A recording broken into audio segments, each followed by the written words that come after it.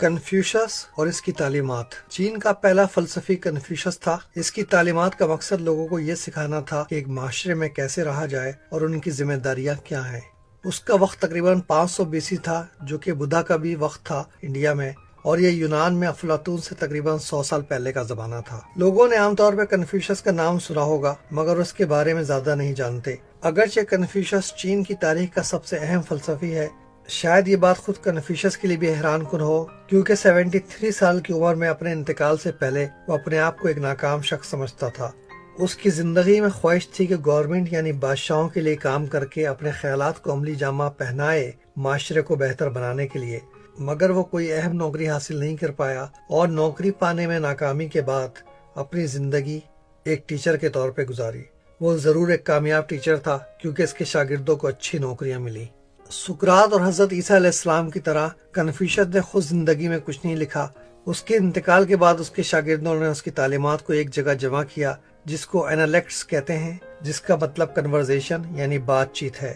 یہ وہ کتاب ہے جس کا چین کی تاریخ میں سب سے زیادہ اثر ہے، بلکہ اس کا شمار دنیا کی سب سے اہم کتابوں میں ہوتا ہے، جس کو تقریباً 2500 سال تک طالب علموں نے چین، جاپان اور کوریا میں پڑھا اور حفظ کیا، گورنمنٹ کی نوکریوں کے مقابلے کے امتحان کے لیے۔ کنفیوشس کے انتقال کے صرف چند سو سالوں کے اندر چین کے زیادہ تر لوگوں نے اس کی تعلیمات کو اپنا لیا تھا، یہ سمجھنے کے لیے کہ اس دنیا میں کیا مسائل ہیں اور ان کا کیا حل ہے۔ کنفیوشس کی تعلیمات ایک مذہب کی طرح اس دنیا کو سمجھنے میں مدد دیتی ہیں۔ چین، جاپان اور کوریا میں لوگ کنفیوشس کے اپنائے ہوئے اصولوں کے مطابق زندگی گزارتے آئے ہیں، اگرچہ شاید ان لوگوں کو یہ معلوم نہ ہو کہ یہ اصول کہاں سے آئے ہیں۔ کنفیوشس 551 BC میں ایک بہت ہی غریب گھرانے میں پیدا ہوا تھا۔ اس کے باپ کا انتقال ہو گیا تھا جب وہ 3 سال کا تھا، چنانچہ اس کی ماں نے اس کو پالا۔ کنفیوشس نے کسی طرح تعلیم حاصل کر لی تھی، اگرچہ وہ ایک بہت غریب خاندان سے تھا۔ اس کی پیدائش سے چند سو سالوں سے چین ایک بہت انتشار کے حالات سے گزر رہا تھا۔ چین میں اس وقت یعنی اس کی پیدائش سے چند سو سال پہلے تقریباً 200 ریاستیں تھیں جو آپس میں جنگ کرتی رہتی تھیں، چنانچہ لوگوں کے حالات بہت خراب تھے۔ کنفیوشس یہ سوچتا رہتا تھا کہ کس طرح گورنمنٹ کو چلایا جائے تاکہ لوگوں کے حالات اچھے ہو جائیں۔ اس نے ایک مرتبہ کہا تھا کہ اگر کوئی پرنس یا حکمران اس کو نوکری دے دے تو وہ صرف 3 سال میں ایک بہترین یعنی پرفیکٹ حکومت قائم کر سکتا ہے۔ اگرچہ وہ بہت سالوں تک مختلف ریاستوں میں نوکری کی تلاش میں پھرتا رہا، مگر اسے کوئی نوکری دینے پہ تیار نہیں ہوا اور وہ بہت ہی مایوس ہو کر واپس اپنے گھر آ گیا۔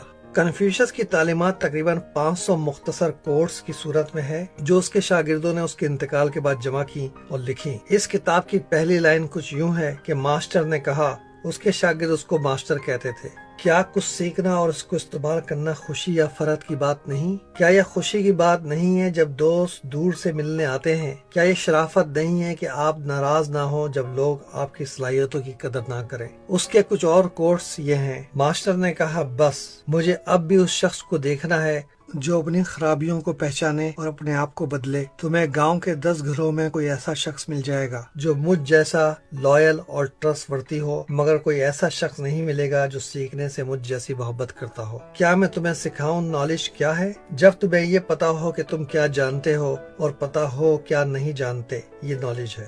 افلاطون نے بھی اس بات کو اس طرح کہا تھا کہ نالج کی شروعات اس وقت ہوتی ہیں جب تمہیں یہ پتا چل جائے کہ تمہیں کیا نہیں معلوم۔ کنفیوشس کی تعلیمات بہت عملی ہیں، جن کی بنیاد پر زندگی گزاری جا سکتی ہے۔ ایک مرتبہ کنفیوشس کے ایک شاگرد نے اس سے پوچھا کہ مجھے صرف ایک لفظ ایسا بتا دو جس کو بنیادی اصول بنا کے میں اپنی زندگی گزار سکوں۔ تو کنفیوشس نے جواب دیا، شاید وہ لفظ ریسیپروسٹی ہے، یعنی میوچول بینیفٹس، یعنی جس بات کو حضرت عیسیٰ علیہ السلام نے تقریباً 500 سال کے بعد اس طرح کہا تھا، "Do not do unto others what you do not want them to do unto you"، یعنی دوسروں کے ساتھ ویسے ہی سلوک کرو جس سلوک کی توقع تم ان سے رکھتے ہو، جس کو گولڈن رول کہتے ہیں۔ پروفیسر گرانٹ ہارڈی نے اپنے course great minds of eastern intellectual tradition میں کنفیوشس کے بارے میں کہا ہے کہ میں یہ نہیں کہتا کہ حضرت عیسیٰ علیہ السلام نے کنفیوشس کے کوٹ کو چرا لیا ہے، مگر کنفیوشس وہ پہلا شخص ہے جس نے حضرت عیسیٰ علیہ السلام سے تقریباً 500 سال پہلے یہ بات کہی تھی۔ کنفیوشس کی سادہ تعلیمات کا مقصد یہ تھا کہ اس معاشرے سے جرم و تشدد اور لاقانونیت کا خاتمہ ہو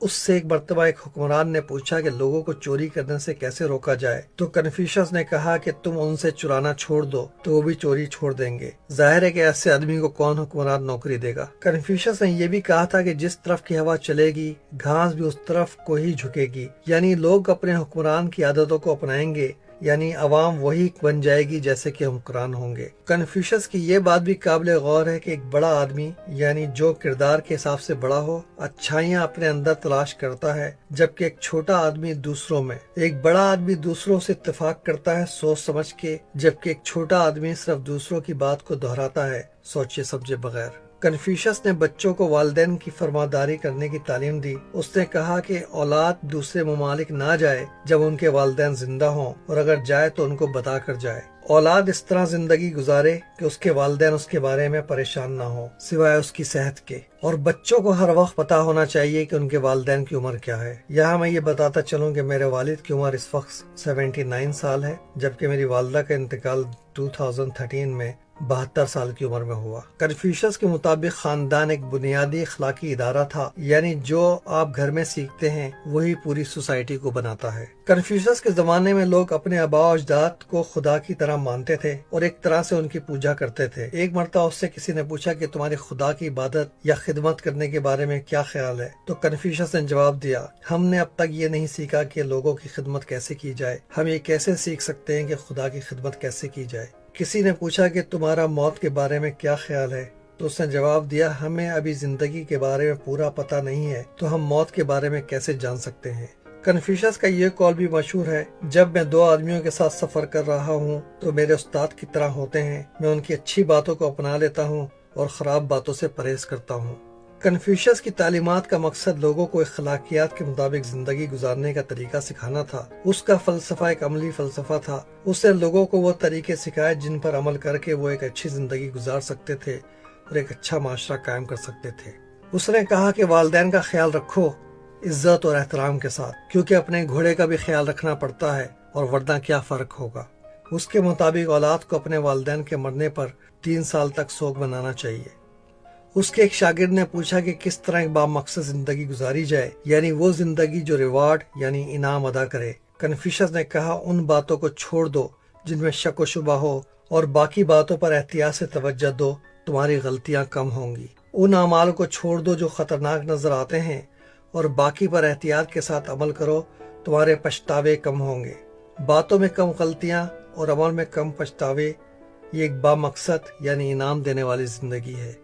عقل حیران ہے کہ کنفیوشس کی تعلیمات نے نہ خدا کا ذکر کیا اور نہ کسی خدائی مذہب پہ زور دیا۔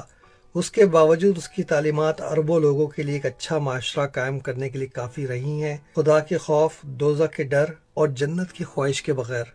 اس سے زیادہ حیرت کی بات شاید یہ ہے کہ 98% لوگ انڈونیشیا میں اور تقریباً 90% لوگ پاکستان میں کہتے ہیں کہ مذہب ان کے لیے بہت اہم ہے، جبکہ صرف 3% لوگ چین میں یہ کہتے ہیں، ورلڈ ویلیو سروے کی رپورٹ کے مطابق۔ جبکہ ٹرانسپیرنسی انٹرنیشنل کے کرپشن پرسیپشن انڈیکس کے مطابق چین کا نمبر دنیا میں 100 ہے، جبکہ انڈونیشیا کا 107 اور پاکستان کا 126 ہے۔ یعنی باوجود اس کے کہ چین کے 97% لوگوں کے نزدیک خدا یا مذہب کی کوئی اہمیت نہیں ہے، وہ عملی زندگی میں اللہ اور مذہب کے دعوے داروں سے کرپشن میں پھر بھی کم ہے۔ عقل ہے محو تماشا لبے بام ابھی۔ آپ کا شکریہ سننے، غور و فکر کرنے اور اس پیغام کو شیئر کرنے کا۔